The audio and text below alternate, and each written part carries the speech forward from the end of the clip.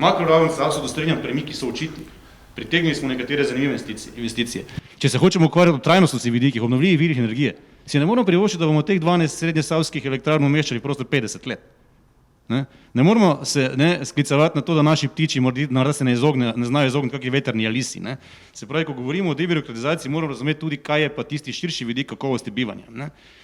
In potrebno je, da zafunkcionira na mikroravni. Zame sta še dva modela, recimo, po kateri se jaz gledujem, ki sta zgodbi o uspehu in dokazujeta, kaj se da doseči z jasno vizijo. Poglejmo si Južno Korejo. Južna Koreja je imela 30 milijonov prebivalcev, ko se je nek vizionar te države odločil, da bodo globalni vodje v strateških industrijah. Poglejte si danes, kje je Južna Koreja s 50 milijoni prebivalcev. V avtomobilski industriji, v informacijski tehnologiji, v zabavni elektroniki, v ladjedelništvu in gradbeništvu je med 4 največjimi na svetu. To je zame nepojmljivo.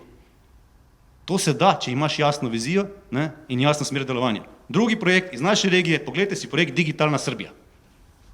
Srbi so pred 10 leti odločili, da bodo izjemno, nadpovprečno in ciljano vlagali v digitalizacijo in v informatizacijo. Vi imate pri njih v predmetniku v osnovnih šolah kodiranje. Srbija producira neverjetno število informatikov in postaja regijsko razvojno središče in podporno središče za storitve informacijske tehnologije v Evropi. Multinacionalke v Beogradu, v Nišu, v Novem Sadu odpirajo te razvojne centre. Mi razmišljamo o našem razvojnem centru v Beogradu. Želim si, da pridemo, to sem večkrat že povedal, do neke stopnje, ko je situacija taka, da ko pride podjetnik pred okence državnega uradna z neko željo in ko državni uradnik ugotovi, da je ta podjetnikova želja na koncu koncev taka, da bo rezultirala z plačevanjem davkov. Od tistega trenutka dalje mora biti problem za to investicijo na naši strani. Mi se moramo potruditi, da vam podjetnikom omogočimo, da čim prej lahko začnete plačevati nove davke, če to na nek način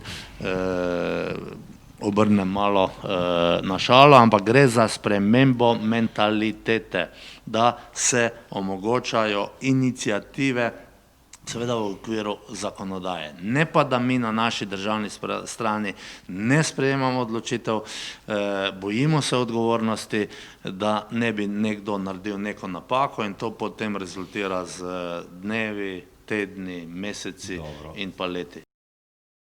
No, najprej absolutno se strinjam z mnenji gospoda ministra in Blaža.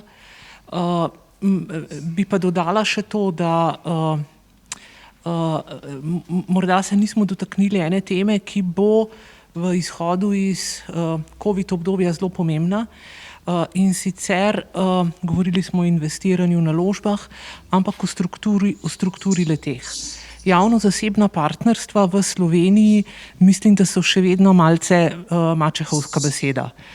Mislim, da je pogled na to, da je lahko sobivanje javnega in zasebnega v korist vsem deležnikom nujno morda bolj poudarjati v tem obdobju. Jaz velikokrat poudarim zadevo, da se premalo zavedamo, da je lastnik kapitala na končni fazi vedno neka fizična oseba.